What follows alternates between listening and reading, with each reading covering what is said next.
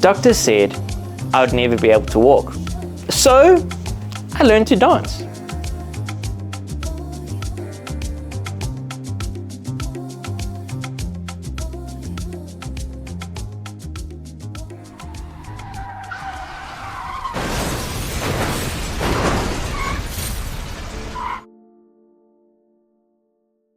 I went flying through the windscreen and landed some 50 feet away from the car, a tiny red speck amongst the wreckage.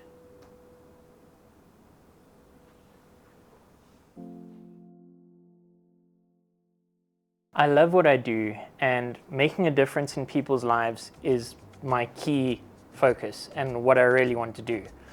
So for students, it's about making real life changes and giving them tools that they can use on a daily basis. It's things that they can grow with, things that they can use to make a difference in their lives, become more resilient, become more confident, and also be able to take up challenges and not shy away from them.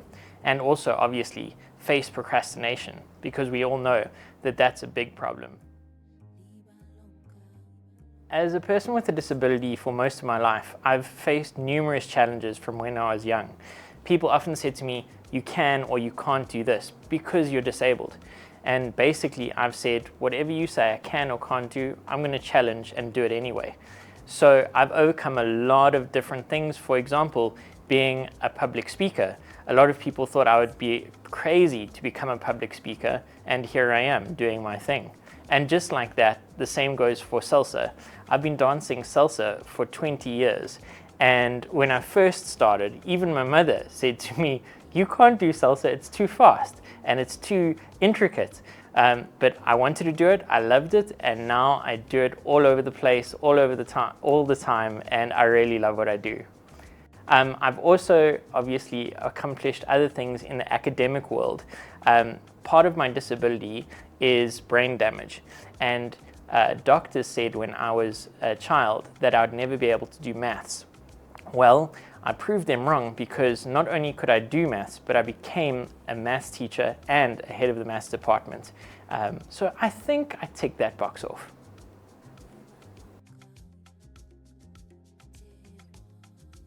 I think a lot of people have procrastination or self-doubt, or they let other people control them, and they don't understand their own locus of control and what they can and can't do, and they're often found trapped in a box.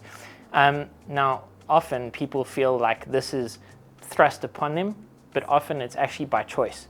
They allow people to control them. They allow people to put these boundaries or fences around them. And a lot of what I do is help them break free from those boundaries, whether they are imposed by others or self-imposed.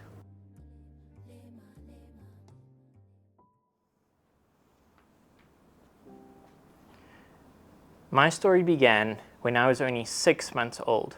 Tragedy struck. A car traveling at over 70 miles per hour collided with our two parked cars, killing my grandparents on impact. My dad was trapped between the two cars and succumbed to his injuries 3 days later. My mom, who was halfway in the car at the time, had severe whiplash and a broken hip. My brother, thankfully, was out of the car, so had no physical injuries, but psychological ones that would last a lifetime.